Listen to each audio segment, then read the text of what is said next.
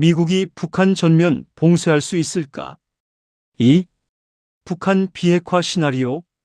대동강의 기적 만들기. 북한 노동당 핵무기 포기할 수 있다. 결론부터 말하면 미국이 북한을 완전 봉쇄로 압박하는 것은 현실적으로 매우 어렵고 중국, 러시아를 동참시키거나 반대하지 못하게 하는 것은 거의 불가능에 가깝습니다. 완전 봉쇄의 실행 가능성부터 보겠습니다. 군사적 법적 문제가 있는데 해상 봉쇄는 전쟁 행위로 간주될 수 있습니다. 유엔 안보리 결의 없이 미국이 단독으로 시행하면 국제법 논란이 크고 북한 선박뿐 아니라 중국, 러시아 관련 선박을 검문 차단해야 합니다. 이는 직접 충돌 위험을 초래합니다. 효과 한계 문제도 있는데 북한은 이미 제재 회피를 10-10 트랜스퍼, 중국 국경 육로, 암호화폐 해킹 등으로 버티고 있으며 러시아, 중국 지원으로 더 강화되었습니다. 완전 봉쇄라도 북한의 지하 경제, 사이버 수입을 막기 어렵습니다. 중국, 러시아를 동참시키거나 중립화할 방법이 현재 상황에서는 실질적으로 거의 없습니다. 중국은 북한의 최대 무역 파트너이자 안정을 최우선으로 봅니다. 북한 정권 붕괴로 인한 난민 유입, 미군 근접 등을 두려워해 강력 압박에 반대합니다. 과거 2017년에는 일부 제재에 협조했지만 지금은 제재 회피를 사실상 방조하거나 적극 지원하는 입장입니다. 미국이 중국 기업은행에 2차 제재를 강화해도 중국은 자국 금융 시스템과 비달러 거래로 대응합니다. 러시아는 우크라이나 전쟁으로 북한과 무기와 병력 교환 등 군사 협력이 깊어졌습니다. 유엔 제재 패널 해체 2024년 러시아 비토에도 관여하며 북한을 전략적 자산으로 활용합니다. 미국이 압박하면 러시아는 더 적극적으로 북한을 지원할 가능성이 큽니다. 강제할 레버리지 측면을 보겠습니다. 미국의 경제력, 달러 패권, 스위프트 등으로 중국, 러시아 기업에 2차 제재를 가할 수는 있지만 이는 CRINK, 차이나, 러시아, 이란, 북한, 연대를 더 강화할 뿐입니다. 이미 이들 국가는 제재 회피 네트워크를 구축해 미국 압박에 공동 대응하고 있습니다. 대만 문제, 에너지 무역 협상 등으로 중국을 거래하려 해도 북한 문제는 중국의 핵심 이익 완충지대이라 양보하기 어렵습니다. 트럼프 2기에서도 최대 압박을 시도할 수 있지만 과거 경험처럼 중국, 러시아의 적극적 반발로 효과가 제한적입니다. 그럼 이제 미국은 그럴 힘이 이제 없나요? 과거처럼 전 세계를 미국 뜻대로 움직이던 일극 체제의 압도적인 힘은 더 이상 없다고 보는 것이 냉정하고 정확한 현실입니다. 어느 정도 힘은 여전히 남아있지만 비용이 너무 큽니다. 미국은 세계 최강 해군 경제력을 보유하지만 중국과의 대규모 충돌, 특히 해상 위험, 글로벌 공급망 혼란, 에너지 가격 폭등 등을 감당해야 합니다. 현재 지정학적 환경은 러시아, 우크라이나, 중동 긴장, 중국의 부상으로 미국은 다중전선을 피하려 합니다. 완전 봉쇄는 아메리카 퍼스트와 맞지 않는 고비용 옵션입니다. 과거 2017년, 2018년 최대 압박 캠페인 때도 중국, 러시아를 완전히 통제하지 못했습니다. 지금은 CRINK 협력이 더 견고해져 미국의 상대적 영향력이 약화된 상태입니다.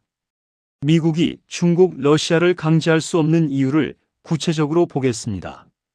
미국이 다른 나라를 움직이는 가장 강력한 비군사적 무기는 세컨더리 보이콧 제3자 제재입니다.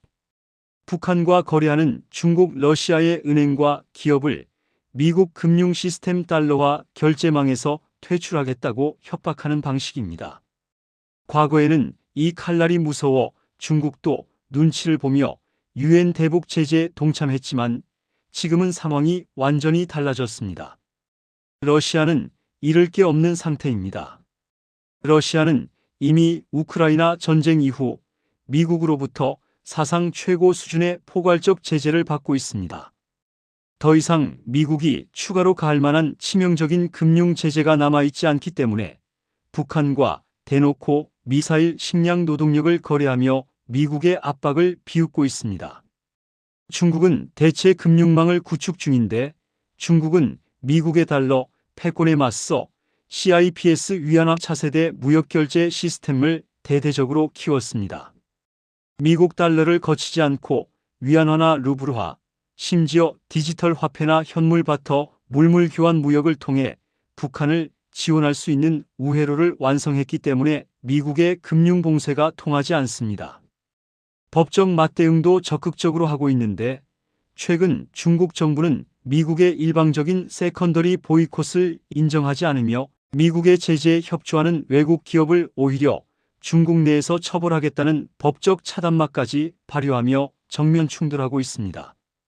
지정학적 완충지대로서의 북한은 중국에게 핵심 전략 이익이고 러시아도 북한이라는 방패막이 필요합니다. 중국과 러시아에게 북한은 단순한 동맹국이 아니라 미국의 영향력이 자국 국경선까지 치고 들어오는 것을 막아주는 거대한 방파제입니다. 중국과 러시아의 핵심 논리는 이렇습니다. 북한이 완전히 봉쇄되어 김정은 정권이 무너지면 한반도는 미국과 동맹을 맺은 남한 주도로 통일된다. 그렇게 되면 압록강과 두만강 국경선 바로 앞에 주한미군과 미국의 첨단 레이더 기지가 배치될 텐데 우리가 왜 미국을 도와 북한을 망하게 두겠는가? 이 때문에 중국은 북한이 핵도발을 하는 것이 골치 아프긴 하지만 북한 정권이 무너지는 것은 절대 용납할 수 없습니다. 미국이 아무리 압박해도 중국이 뒤로 원유와 식량을 계속 넣어주며 북한의 산소호흡기를 유지해주는 이유가 바로 여기에 있습니다. 북핵 카드는 미중 협상에서 중국의 협상력 유지 수단이기도 합니다. 또 북한이 없으면 동북아에서 중국의 지역 주도권이 약화됩니다. 북중 무역의 90% 이상을 차지하고 에너지 식량 공급자로서 중국은 경제적 이권도 있습니다. 중국 입장에서 북한은 관리 가능한 골칫거리이지 제거할 대상이 아닙니다. 핵 고도화는 부담이지만 북한 붕괴는 더 큰 재앙입니다. 대북 관계에 있어서 러시아의 최근 변화는 2022년 이후 구조적 전환입니다. 우크라이나 전쟁 이후 러북 관계는 거래적 협력에서 전략적 동반자 관계로 격상되었습니다. 북한은 러시아에 포탄 수백만 발 탄도미사일을 공급했고 러시아는 그 대가로 에너지 식량 군사 기술을 제공합니다. 러시아가 대북 압박에 동참할 인센티브는 현재로서는 제로입니다. 미국이 북한 전면 봉쇄에 대해 중러를 반대 못하게 할 수단들에 대해 보겠습니다. 중국에 대한 2차 제재는 가장 강력한 카드입니다. 북한과 거래하는 중국 기업은행을 미국 금융 시스템에서 차단하여 달러 결제망 스위프트에서 배제시키면 미국 시장 접근이 금지됩니다. 2005년 BDA 방코델타 아시아 제재 때는 북한 계좌 2,500만 달러 동결만으로 북한 금융 시스템을 마비시키고 육자회담 복귀를 이끌어냈습니다. 이란 2차 제재 때는 중국 쿤룬은행, 코스코 등을 실제로 달러망에서 차단하여 이란 원유 수출이 70% 감소했습니다. 그런데 왜 지금은 안 할까요? 미중 무역 전쟁과 연계되면 경제 전면전 리스크가 커집니다. 중국이 보복으로 미국 국채 매각, 희토류 수출 제한 카드를 쓰고 있고 월가와 미 기업들이 중국 시장을 잃는다며 미국 정부에 로비를 합니다.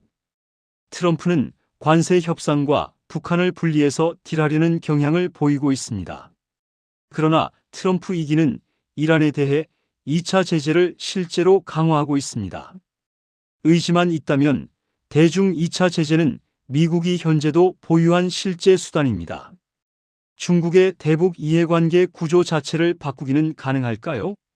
중국이 북한을 버리지 못하는 핵심 이유는 북한 붕괴 시 미군이 압록강까지 온다는 공포입니다. 이 공포를 제거하면 계산이 바뀝니다. 구체적 제한 패키지, 미국이 제시 가능한 것들입니다. 비핵화 후 한반도 재편 시 주한미군 철수 또는 북위 38도선 이북 배치 금지를 법적으로 보장하는 가능성입니다. 북한 지역에 중국 경제 특구 우선 개발권을 제공하거나 북한과 한국의 중립화 보장 국제 조약화도 검토할 수 있습니다. 이 패키지는 미국이 한국, 일본에 엄청난 정치적 비용을 지불해야 하지만 트럼프식 거래 논리와는 맞닿아 있습니다. 실제로 키신저 계열의 전략가들이 오랫동안 주장해온 방향이기도 합니다. 러시아 분리 전략으로 우크라이나 협상과 연계하는 방안입니다. 러북 밀착은 우크라이나 전쟁의 파생물입니다.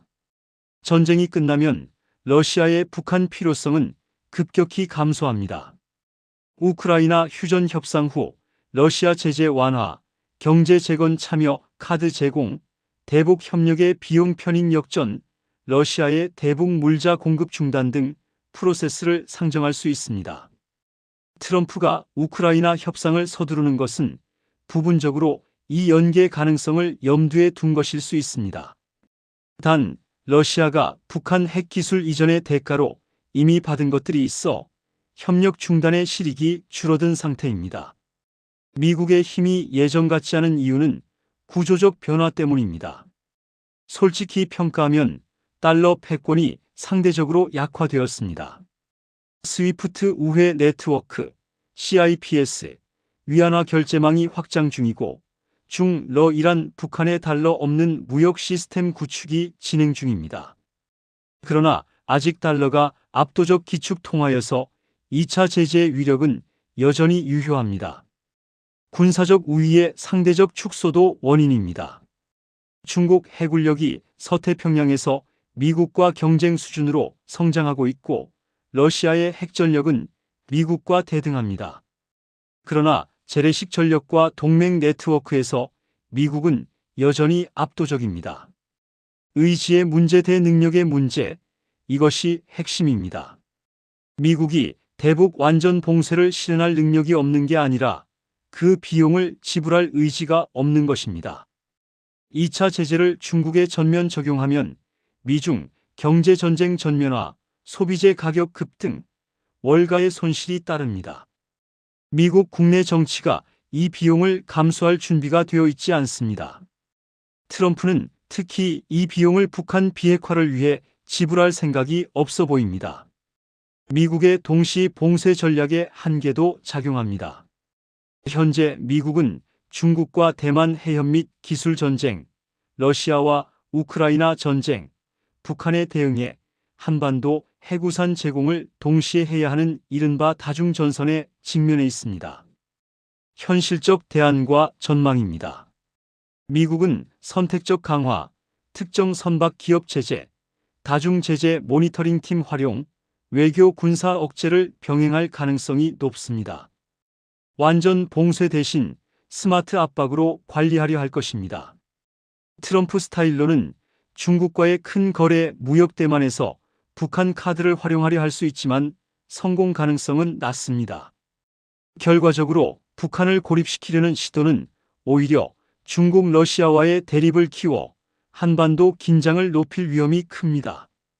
한국 입장에서는 미국의 압박 강화가 환영받을 수 있지만 중국 러시아 반발로 인한 경제 안보 부작용을 감수해야 합니다. 요약하면 이론적으로는 가능하지만 실질적으로는 고위험 저효과 옵션입니다. 미국은 이제 완전 봉쇄보다는 관리와 억제 중심으로 전략을 조정하는 추세입니다. 중국, 러시아를 강제로 끌어들이는 것은 구조적으로 어려운 지정학적 현실 때문입니다. 미국은 능력이 없어진 게 아니라 비용 편익 계산에서 완전 봉쇄를 선택하지 않고 있는 것입니다. 달러 2차 제재는 여전히 핵폭탄급 경제 수단이고 중국의 안보 우려를 구조적으로 해소하는 패키지 딜도 이론적으로 설계 가능합니다. 그러나 이를 실행하려면 미중 경제 전면 충돌 리스크 감수, 한국, 일본에 대한 안보 약속 상당 부분 희생, 국내 정치적 비용 물가, 기업 손실 감수 등을 각오해야 합니다. 트럼프 행정부는 이 비용보다 딜을 통한 단기 성과를 선호합니다. 결국 북한 문제는 미국의 능력 한계가 아니라 전략적 우선순위와 정치적 의지의 문제로 귀결됩니다. 다음 시간에는 미국이 한국과 일본 핵무장을 허용하는 쪽으로 움직임을 보여 중국과 러시아가 북한을 알아서 억제하게 하는 시나리오에 대해 이야기하겠습니다. 감사합니다.